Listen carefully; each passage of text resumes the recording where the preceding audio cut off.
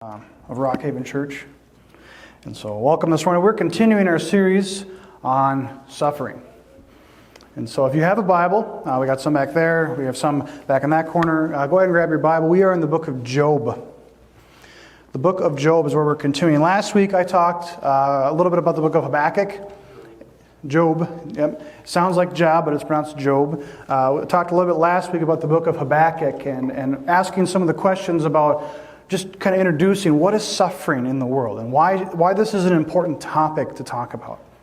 It's one that is difficult to talk about.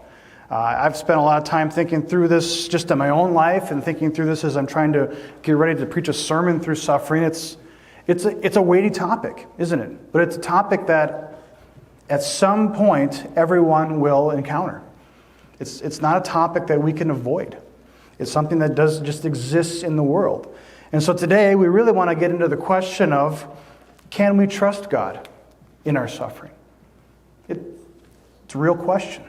It's a hard question at times. Can we trust God in our suffering? Because I know some of you, and some of you better than others. I'd like to know you guys more. But we've all gone through times of suffering. And we've all gone through times that are harder to understand than others. And I understand some things better than other things. And it's just a real question to sit down with someone and to listen and to talk through what's going on in life and to hear the heart of a person. And the question that comes up with Christians and non-Christians alike, can I trust God? Do I feel like I can trust Him in the midst of what's going on, in the midst of something that feels out of control, that doesn't feel something that I understand entirely? That's a real question. And I frankly, I think that's a good question to be real with. Can I trust God? Because I think as Christians, we all whether we grew up in church or not, if we were asked that question, I came up to you and said, hey, do you trust God in your suffering? You go, oh yeah, absolutely I do. Yes, I do. But for those who have been through suffering, you'd say, I do, and I hope I continue to, and I have grown even more so in our suffering to trust God. Can I trust God in my suffering? Yes. But I don't want to just treat this question flippantly. I don't want to say, yes, that's what the Christian answer is. We have to trust God in our suffering because that's what I'm supposed to do. But let's for a second take a real look at it. Let's talk about suffering. And then let's ask the question of, in the midst of something that's uncomfortable and difficult and hard, can we trust God? Well, the answer is yes. And in this sermon, I'm hoping to tell us why. Why it's important that we should, why it's important that we do, and why it's a benefit. Why it's such a sweet and good benefit that we do trust in God in the midst of things that are difficult. I would say that it's actually the best thing, one of the best things that can happen to us. And that's a hard thing to say. Well, Joel, you don't know what I've been through. You don't know the suffering that I have. I might not. Well, but I've been through suffering myself.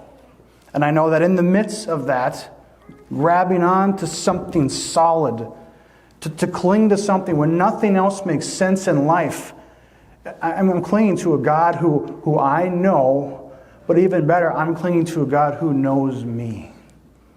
That's the immense comfort in all of this. I'm hanging on to a God who knows me, who understands what I'm going through, and who has never, ever left me. Even though I may feel chaotic, it may feel out of control, it may feel uncomfortable, God has never forsaken me. He has never abandoned me. He's always understood and empathized and knew what I'm feeling, and He's walked through that with me through all of this. Because really, at the end of the day, that's what I want. I don't necessarily want answers. I want a God who is there. Right? So that's Job. So let's dig in. We're going to dive into the book of Job. We're going to spend time in only a few chapters. The book of Job is 42 chapters long. It is one of probably the oldest books in the Bible, written way back. And it's a book, it's a beautifully written book, but it's a book kind of written back and forth between the character of Job and his friends. And he has four friends. He has three friends, and one comes later on in the book, who aren't really good friends. And that's the kind of the conversation of the book. The majority of the book is Job. The initial thing happens. Job's life is cast into disarray. He's got this life that seems great. And then it begins with this scene in a courtroom scene of heaven, the heavenly court. And there's this scene at the beginning where Satan comes in, and Satan is talking, having this conversation with God, saying, your people only worship you because you make sure their lives are so soft and so blessed. That's the only reason why your people love them. That's the accusation that Satan throws out there. And God says, have you seen my servant Job? Have you seen him? He is blameless. He worships me. He's upright in all of his ways. He loves me. He knows me. And Satan continues to poke at God and say, no, he only loves you because you take care of him. And God says, okay. You can do with what you like as long as you let him survive, and you will see that he will never forsake me. When we read Job, the temptation is, well, did God get tricked? No, absolutely not. Oh no, Satan did not get... No. This is all a part of what God is doing to show through this book again and again and again by the end of it that God is in his character always for good, always for the better, never forsaking Job even though he goes through something that is difficult. The book of Job is a gift to us as the church because it's an opportunity for us to see what happens? Like there is no why, because that's the question we always want to ask is why does this happen? Why me, oh God? Why is this happening? What is going on? Job never asks that question. Job never even gets to know the why. We see the beginning of the scene. We see what's happening. We see Satan gets permission. He comes into the world and he destroys Job's life per se. So we get frustrated because Job doesn't ask the why. He's just like, this is what's happening. This is my life. And here's how I'm going to do it. And I'm never going to forsake God. Because his friends come in and say, all this is happening because you've done something wrong.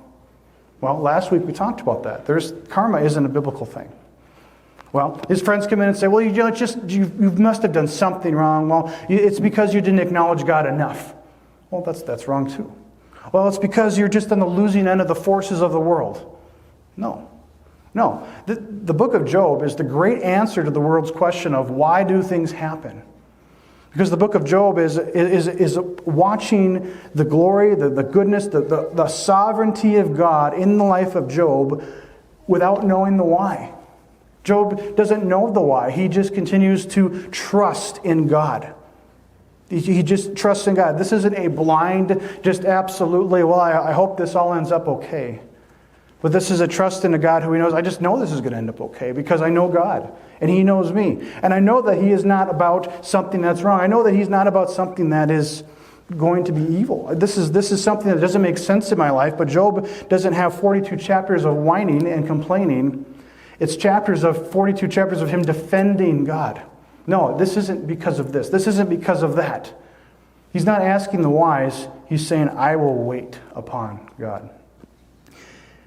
If you were to read the Job, it's almost like, have you ever heard someone say something about a person you knew, and it was maybe not the most flattering, it was kind of negative, and you kind of just stopped, and you're thinking in your head, that does not sound like that person I know at all.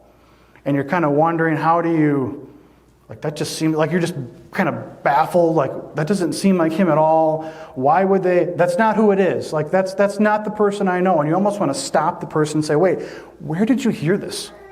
Because this is not the person I know. And I think you're just spouting lies. You start to get frustrated because the person you know is being badmouthed, and you're like, "That's not who it is." What conversation did you must be thinking of a different person? Have you ever had those thoughts? This is the book of Job. The book of Job is all his friends come to Job and say, you know what, God's done this to you because you're a wicked person, because God's out to get you, because of all this thing. And Job's just, and he's in ashes, he's repenting, he's trying to do what is right. He's saying my life is difficult. He kind of gets complaining, don't get me wrong. I mean, his life is hard. But he's almost pushing back at his friends and saying, but this isn't my God. This isn't the God that I know. And so therefore something must be happening in the midst of this to be not questioned why, to try to throw the blame on God, to try to answer a question that doesn't need to be answered. Job's like, this doesn't make sense because that's not the God that I know. That's not my God. That's not who has continued to provide for me. That's not the God who continues to display the goodness. That's not the God who is in control of everything. It doesn't make sense. This isn't God, and so he must have a purpose in this, so therefore I will wait. I will trust. I will rely. Because why is the question we always want to ask, isn't it? This seems the question I always get when I'm talking to people about things that have gone wrong in the world.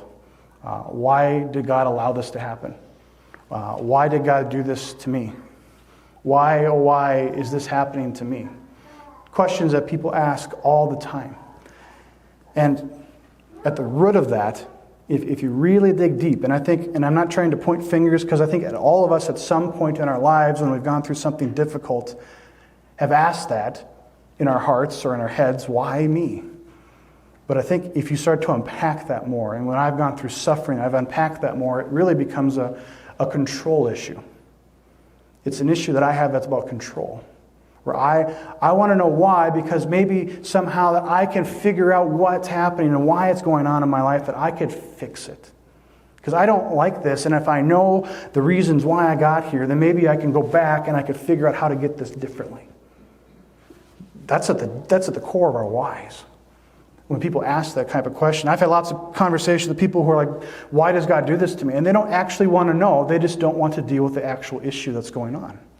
They don't want to actually talk about the reality that something hard is happening and they don't know what to do with it.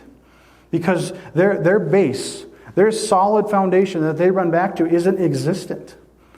Last week I talked about that as Christians, that we, through all of suffering, and even though it's not fun, and I can't begin to understand some of the things that you guys have gone through, at the very foundation of suffering, as a Christian, we know that in spite of all of these things, in spite of what happens, there is a purpose in it. Whether it's a good or bad outcome, it's good for the glory of God, it's good for our growth, it's good for something in the world. I may not understand the why, but I know that God is good in spite of what I understand. The book of Job is constant, and this is why I love the book of Job, because it's a constant reminder to me that God is beyond my understanding. And I really like that about God. I don't want to serve a God I understand. Why on earth would I want to do that? Why would I want to make my life completely subject to something that I think is supernaturally wholly other and created the world, but I understand all of him? If I say it like that, you guys are thinking, that's a really prideful pastor, and you should. There should be no pastor that says, I understand God, and let me tell you how he understands him. No, there's something about God that is wholly other, and I love the fact that there are things about him I just don't get. And I, frankly, will never get, because he does things that are beyond me. Because I'm not God, and I'm thankful for that. I'm thankful that I can trust in him who is above and beyond, who actually knows the things that are for me and are better for me than I know for myself. Really, the character, the book of Job, even though it's called Job, is not about Job. The main character of the book of Job is not Job, it is God. The book of Job talks about Job, it talks about his three friends, but the book of Job continues to display and to show over and over again the character of God, the control of God, the sovereignty of God. So when we ask, can we trust God in our suffering? Yes, we can. Why? Well, I'm about to say why we can trust God. Isn't that funny? It's like, why can't we trust God? Well, let me tell you why. I can't answer why with a why. But we can because he is God, and I know him. And he's a God who understands. So, Job 1, we started talking about that a little bit. There's this scene right away in the heavenly court where Satan has come and talked to God, and God has allowed him to go into Job's life. And Job had a decent life. He had family, he had kids, he had land, he had livestock, he had various things that made him seem prosperous. He was a blameless and upright man. And the book of Job, in the first 2 chapters, calls him that 3 times. Blameless and upright. So just don't get this idea that Job must have done something they just didn't tell us about. So this is just justice. No, this is a story about how God is God in the midst of suffering, and how God is still good, and how God is still great, and how God is teaching us in the midst of something that is difficult, and how we can continue to trust him. Thankfully, this is not a prescriptive story. This is not something that I necessarily have to go to, but it does give us principles. This true story gives us principles by which I can apply to my life when suffering does come. Because suffering will come. So here we have everything gets taken away from Job. They take away all his livestock, they take away his children, they take away his land, they take away everything. He is left by the end of chapter 2 in the pile of ashes, covered in boils, scraping himself in sackcloth and ashes with a broken piece of pottery, pretty much at the end of everything. The bottom of the bottom. This is not a good picture. In a chapter and a half, he's lost everything. And he's sitting in the pile of rubble that is his former house, miserable as miserable is. And his 3 friends come to him. His wife has left him. His 3 friends come to him. And they continue to say, just repent and die. And I'm sitting here thinking, I am very thankful my friends are better than Job's friends. Man alive. That is a lot that has happened. A lot that has happened. But that's just chapter 1 and chapter 2 of Job. We've got about 40 more chapters to go. Conversations that Job will go round and round and round with him. Why? Why can I trust God? And Job is continuing to trust him in the midst of something that doesn't make sense. Because can you trust God in something that is difficult to understand? Should we trust God in the difficult things that are hard to understand? Yes. Yes. Because we know that God is bigger than those things that we don't understand. It's like trying to put 2 things that don't fit together. I don't see how this works, and I don't see how this works, but I expect this to make this work. No, this part, the part that is God, the part that is wholly other, the part that is beyond our understanding, what I do know of this is that it is bigger, it is better, it is good, and it is for me. The suffering of the world that doesn't sometimes make sense is not equal, is not bigger, and is not better than God. And that is what I know. So if I come down to the point of, can I trust God in my suffering? The answer is yes, because I know God is for me, I know God knows me. Or it's no, and my life is devoid of things that make sense. I want to throw my trust in something that has never proven wrong, even though I may not understand why it's going on. So, can we trust God? Absolutely. Because at the end of the day, this is something I thought about. At the end of the day, I don't necessarily even want an answer. I thought about this. If you threw a situation out, if something happens in my life, something that's very difficult to happen, and it's hard, and I'm suffering, and it's just a horrible time, and let's just say that I knew why. It wouldn't change how I feel. It wouldn't change what's going on. It is beyond my control in this life to do something about it. But we are left with something better. We're left with something. We're not left with the answers of why this suffering has happened. We are left in the midst of suffering with a God who understands our suffering. That's a really different picture. That we have a God who did not say, well, I don't understand that. Good luck. No, we have a God who came to earth as a baby, who put on flesh, who suffered on a cross in a horrible way that I can never understand fully, and is tempted in every way, and every way that we are, so he understands us. And Hebrews says, therefore we have a high priest. We have Jesus, who is not unable to understand us in our sufferings and temptations and trials. That's a really special thing to know. That in the midst of something that doesn't make sense, God knows. Because at the end of the day, I don't want an answer. I want someone to be with me.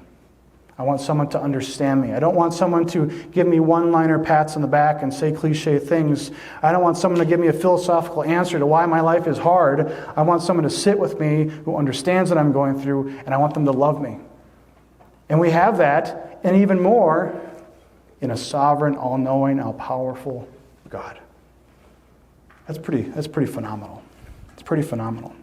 So point number 1 is we don't always know the why. Can we trust God in our suffering? That was the point number 1, is because we don't necessarily know the why, and we don't need to know the why. Job 1 kind of lays that out. Okay, so the next few chapters are going on, so we're going to jump to point 2. Sorry, I'm hopping around a bit. So once you flip in your Bibles, we're going to go to Job chapter 23. We don't always know the why. So point number 2 is trust is possible without knowing the why. I talked with Jason this week, and he had an example of the family budget. I think this is a really good example. He has this great example of being kids in a family that's a part of a family budget. If I'm a kid, my kids do not know how I have budgeted out my household. Right? They don't need to know. All they need to know is that I am making decisions that are for the benefit of their growth in life, that they are sustained, that they have food, that they have shelter, that they have air conditioning, thank the Lord, things like that in the household. And they don't need to know all the intricacies, all the details, that know that we have done this and this and that. No, there is an absolute trust in the fact that us, the parents, are making good decisions for their kids. Now, is there a point in that life when all of a sudden my daughter runs around the corner and smacks her head against the table? Why did this happen? Well, no one ever questions that because it seems small, right? Why did it happen? I don't know. It happened. Am I a out to get you kind of God because I didn't stop that? No, but I'm a dad who comes in and swoops up my kids and loves on them, and I've done all these things and provided for them, and it's like, oh man, I remember when I did that when I was, last week I probably hit my head on something, right? You guys are thinking, oh, he's hit a lot more than that. That's the kind of relationship we have. So often I feel like when we talk about suffering, we think of ourselves as philosophical equals to God. Let me rationalize with you, God, about why this is happening, then maybe we can figure out a solution together. Well, no, no, we can't. I believe that God is bigger. I believe that God is better. I believe that God is for me. Well, how could you say that, Joel, when there's things in the world that are evil? Aren't you just saying things that a pastor is supposed to say to cover things up? Aren't you just making this the easy way out, saying, yes, God is difficult to trust sometimes. Yes, life is hard, but you need to trust Him anyways? Well, in some sense, yes. But in other ways, I'm saying, look at the history. Look at who God is. Look at what He's done in our own life. Look at the history of our lives and how God has impacted us step by step, day by day. If we go back and look, has He ever forsaken you? Has He ever made you abandoned? Has He ever told you that to go right just to watch you suffer? No, He brings us through, and He's constantly leading us. Not because He's just out to try to, oh man, don't. He's not wrapping us in the bubble wrap, as some parents, want to do with your wild child, right? This is life. Let me show you where you're going. Let me equip you. Let me take you through the fire. I'm not going to watch you go through this and say, I hope you make it through. We have a God who, like in Daniel, is in the furnace with us. In the furnace, we're walking through the torture. I understand. God has been there. He's felt the pain. He's felt the suffering. He's felt the torture. I know that in spite of all the things that don't make sense, in spite of the feeling that life is out of control, and I don't know what to do because life is hard, and it doesn't make sense, and it doesn't feel like anyone else knows what I'm going through, we do have a Savior who does. Absolutely, completely. And I love Job chapter 23. Job isn't asking why, he's asking where. And I think this is neat because Job doesn't necessarily even get an answer. Job's answer, he answers himself. He figures it out. He's voicing his frustration. He's talking to God, saying, God, I don't understand what's going on, but I know that you're good, so help me to understand how I can come to that conclusion and rest in it. Then Job says, today my complaint is bitter. This is verse 2. And heavy on my account of my groaning. Oh, that I knew where I might find him, that I might even come to his seat. Where are you, God? I would love to come before your heavenly throne. I would love to throw myself down at your feet and bow down and say, what is going on, God? Where is he? Where is God? He's asking this question. He feels a little bit like God has abandoned him, that God has left the room for a minute, that I can't find him. I can't feel him in this minute. Well, therefore, some of the world throws their hands up and say, well, God has abandoned us. He just must have left. There was a movement back in the 60s and 70s that said God died because they couldn't feel him anymore. That's ridiculous. But Job is saying, where is it? I don't know in this moment. Our faith isn't feeling-based. Our faith isn't knowledge-based. Our faith is faith-based. When our faith becomes our sight. That's all the songs and the verses say. That when everything goes astray, when everything falls apart and I can't feel it, I can't rationalize it in my brain, I know that God is God, and that's it. And I throw myself there because I know him and he knows me. That's the integral core, if you guys are getting that. Where would I find him? I would lay my case before him and fill my mouth with arguments. I know what he would answer to me and understand what I would say to him. Would he contend me with the greatness of his power? No, he would pay attention to me. He goes on and on and on. He goes down and verse 10, he says, and I love Scripture when they turn on these, right? But he knows the way that I take. In the midst of where is God? But he knows the way that I take. When he has tried me, I shall come out as gold. My foot has held fast to his steps. I have kept his way and not turned aside. I have not departed from the commandment of his lips. I have treasured the words of his mouth more than my portion of food.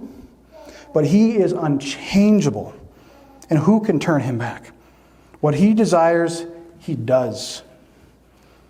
For he will complete what he's appointed for me, and many such things are in his mind. And this is unique, because here's Job's response, his feeling. Therefore, I am terrified. That's an interesting response. I'm terrified. But think about this for just a minute, okay?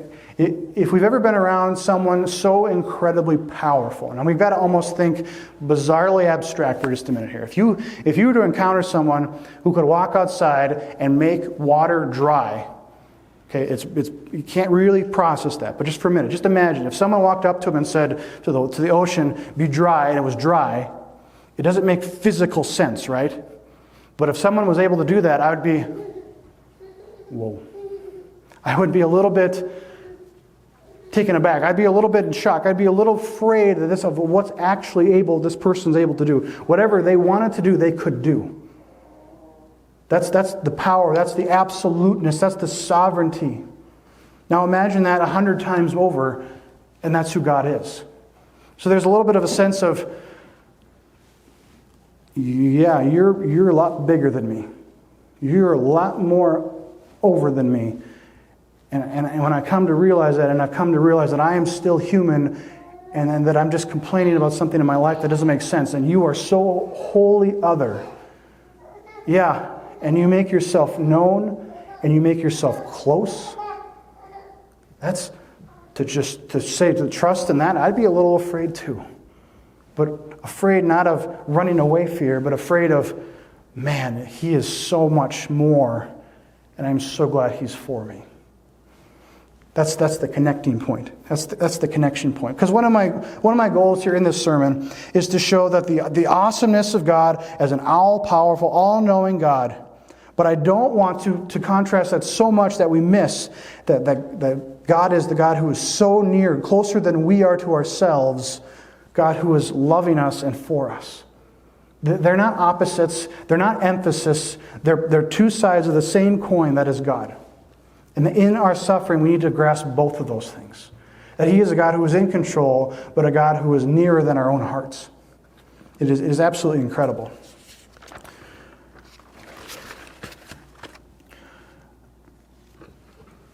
So my wife's here. She just had to take our kids to the nursery. But one of the stories of our suffering is, so way back when we were first married, we started to try to have kids. And we had a miscarriage, which is common, more common than is talked about. And then we had another one. And then we had another one. And then we were sitting and we'd been referred to a specialist. We'd left our doctor and he refers to this doctor. We're sitting in this doctor's office. And you start asking these questions of what's going on? What's going on? You know, we've got friends who are poking us saying, what? We had a friend who poked us, say, what sin did you do? That's wicked, by the way. That's wrong. What's going on? And we just, maybe part of us asked why at a question time, but it's one of these things where like, what's next? What are we going to do in the midst of this thing? Because we were hurt. We didn't know what was going on. 3 in a row, that's a diagnosable medical problem when you have 3 in a row. And the doctor's like, well, you might not have kids. And he was going on and on and on about we can run all these tests and we can do this and we can figure out why this has happened and we can give you a statistical chance of how many tries, how many miscarriages you're going to have before you have more kids. And he's laying this out, and as doctors do in their medical way, very straightforward, non-believing. And it was an interesting moment for us to walk through together. Because we didn't know. We didn't know. We were told that we probably weren't going to have kids. Well, that's another thing we've got to figure out. We've got to walk through this together. What are we going to do if we ask questions, even if we knew the why? In fact, they gave us a why. They could say that these genes, and they gave us this medical diagnosis of why, and you know what? It didn't help. Throughout all of that time, I remember talking with them, and I remember thinking through this over and over again. I didn't want to know why. It didn't matter if I knew why. What I wanted through all of that was not some explanation. What I wanted to know is that I had a God who was there, who understood what I was going through, and my wife was going through, who knew how the pain and the desires and the lack of fulfillment of those desires and the things that didn't make sense and a lack of trying to explain this to people and fend off people who are not understanding, who are throwing cliches out, who are doing things that are wrong. I didn't want to know the whys. It didn't matter to me. It wasn't going to make a difference to me. What I wanted to know was that God was there. And He was. It doesn't have this moment where I stopped and I prayed and then I felt instant joy. No, this is a real encounter. This is the moment where it may not have been joyful. It may have been sorrowful. There may have been times of sorrow. There may have been still long periods of sorrow, of remembering what could have been. But God was there in the midst of that. It wasn't that He was gone. It wasn't that He was empty. It wasn't that He was lacking. It wasn't that I had lack of faith. It wasn't that because we didn't try hard enough or do the right things or say the right prayers. It just happened. And in the midst of it, we threw it on God for years. And we had this point in this conversation where the doctor was like, here, let's talk statistics. And we finally stopped him and said, we believe in a God that's bigger than statistics. And then he kind of dropped it because he's an atheist. It was kind of interesting to witness to your doctor in the birthing room because we had kids. We had 2 kids, bang, bang, and we had another miscarriage, and then we had our 3rd kid. And it was almost my wife, she's just like wanted to look at the doctor and say, see, our God's bigger. But she was in the midst of labor, and that doesn't exactly fly well, right? Suffering happens. So what are you going to do? And it doesn't always happen that way. It doesn't always end that way. We mourn the loss of our kids. They're gone. I will see them again someday. We mourn the loss of those kids. And I was talking with my wife this morning, just like permission, I wanted to share this. And I remember she was telling me some of her reflections, and she remembered the greatest reflection that she had through all of this was the time she spent with God, and God was reminding her again and again, and which is going to lead us to our 3rd point is, yeah, you lost kids, but God's saying, I lost the son too. And it wasn't in spite. It wasn't saying, ha ha, I know. It was, I understand your pain. And I gave up my son willingly. I sent my son with a purpose to die on the cross so that you might have life eternal. I understand. It was a different moment of a God who is the great comforter. It's 2 Corinthians 1. It's for your comfort if it's for your comfort. If it's for your pain, it's for your comfort. There's a goal in all of this, a purpose in all of this as we run through this. So the 3rd point, we've talked about, it doesn't always know why. Point number 2 is we can trust God without knowing the why. And the final point is we trust because we know who is God. We don't serve a God as we serve a spiritual force. We don't serve God as He's this God who set the world in motion and left it to be. We don't serve a God who is out there without any interest in lives. We don't serve a God who just is existence as some power that we can hopefully get attention to. All those are wrong views of God. We serve a God who is intentionally loving and purposeful in our lives. So much so that He sent His Son that we might have eternal life. One of the verses it fits here is Romans 6. I'm going to get the address wrong. It's 6:5 or 6:23. It's in Romans 6. That says, while we were yet enemies of God, Christ died for us.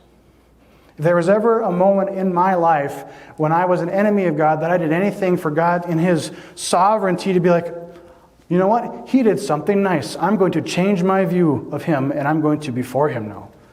No, while I was an enemy, while I was against, while I was in my sin, abstract of any knowledge of who God is, unable to grasp how wicked and how sinful I am at the heart of who I am, God says, I love you, and I'm going to come down to earth, and I'm going to suffer a suffering that I will never fully understand so that you might be in my family. I am for you. I understand.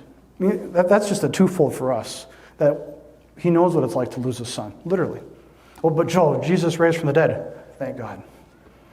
Absolutely, that he understands where I'm at, that we can trust him. Because this is not just about trusting in a God who is, in statistical analysis, he's the most likely to come through in the end. No. This is trusting in a God who has never failed. In a God that we have spent our lives. We're here in church because we're seeking to know God. And we seek to know God because God has first made himself knowable to us, because he has first came and sought us. And he sought us in our sin. He sought us when we didn't even have an interest in who God was, because God loves us and he is for us. That's incredible. And it's not just that we know that knowledge that God is doing this, he's actively at work, but it's because that we have the ability as Christians to actually talk to God, to spend time in his word, to actually get to know him. We don't suffer through life, and then when we need him, we appeal to the great vending machine of God. We are walking through life constantly in the good and in the bad, and in the middle and in the battle and that doesn't make any sense. God is still there. He's still walking with us. Flip to Job 40.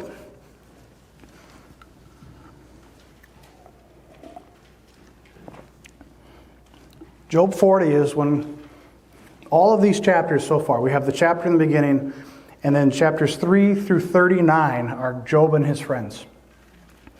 In chapter 40, and the Lord said to Job, and this is God's response to Job through all of this, through all of the saying, no, God is doing this, I don't understand it, no, trying to refute his friends constantly over and over and over again. And what's so telling is if you read through Job, some of his friends say things that I have said. And I know that all of a sudden I read that and I'm like, oh, I was wrong.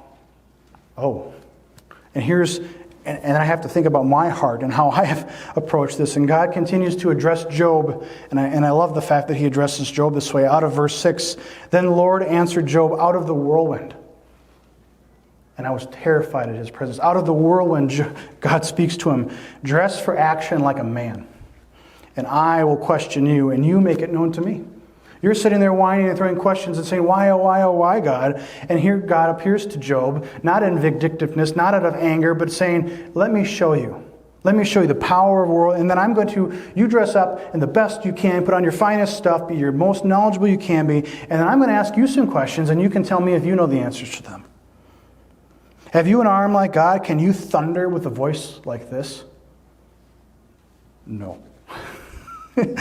Adorn yourself with majesty and dignity? No. Clothe yourself with glory and splendor?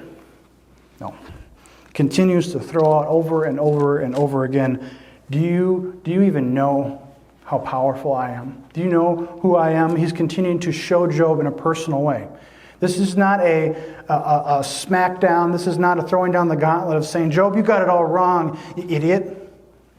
This is God saying, do you not know who I am? Do you remember this about me? That I'm the one who does these things? And if you read, he goes on about the crazy things he's made, lots of creation imagery in Job. And you get down to 41, verse 10. No one is so fierce that he dares to stir him up. Who then is he who can stand before me? Who has first given to me that I should repay him? Whatever is under the whole heaven is mine. But I love this.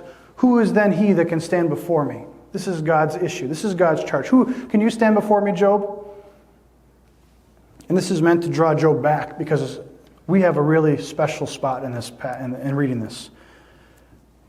Can we stand before God? Yes. But not because of our works, not because of our strength, not because of the things that we have done, but because we have a perfect person who has gone before us, a perfect God who sacrificed himself, who stands in the gap before us, who has given us his righteousness and his sinfulness and his good status before God, that we may stand before him, not because of anything that I have done. Anything in my entire life adds up to nothing, except who can stand before him? Well, Jesus himself can. So now, therefore, can I stand before God with a clean heart and a clean conscience only by Jesus, the God who has made himself human, the God who has made himself known, the God who continues to love and to show and to strive after us and give us grace upon grace, mercy upon mercy in the midst of things, who understands us in our trials, who understands us in our suffering. He's the one who stands in the gap between us, praying for us, interceding for us, going before God, continuing to show love incarnate himself. Last chapter is chapter 42. And then Job answers all these chapters of God's response. And I just love it. I know that you can do all things. Oh yeah, I hope so, because God just gave you a 3-chapter demonstration of all the things that he's done. And that no purpose of yours can be thwarted. Who is it that hides the counsel without knowledge? Therefore I have uttered what I didn't understand. I've said things that I don't understand. I tried to complain to someone that knows everything. I misspoke, Job's saying, yeah, you really did. There are things too wonderful for me. That's really interesting. They're too wonderful, too amazing, too good, too righteous, too holy.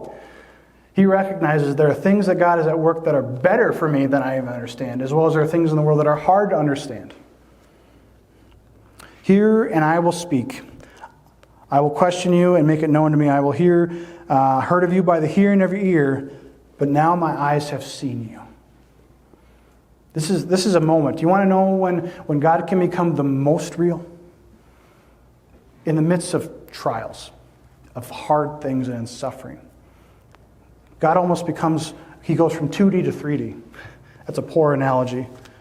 But I've heard the things of you, Job says. I heard about you, God. I knew the things that they've talked about you. I knew the things that they've told me about you. I know the theology. I know the things of the church has told me about you. But in the midst of everything that's gone through, I have come to realize that I now see you for who you are. This is not a coming to the end of yourself. This is not a moment of eureka. This is a moment of, now I know who you are. And really, this is where Job could end. And this would be a fantastic ending. Because this is the ultimate goal. The ultimate goal is not the things of material things of life of any value. The material things of life, the Job could end, and this is the greatest gift that Job has gotten, is that now I know, now I have seen you, and he knows God. The end. Fantastic ending. Because so often we read Job and we jump to the very end, but don't worry about all the stuff that's gone on in the rest of the book, because Job gets back more stuff. That's a really bad way to preach this book. Because this is the ultimate end here, is that now I have seen you. He does get back in even more, because God is good, God is faithful, God continues to show again and again and again. In the midst of suffering, can we trust God?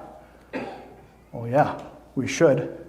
In the midst of suffering, do we trust God? Well, that's another question itself. That's a pastoral question. That's a relationship question that we walk through life together.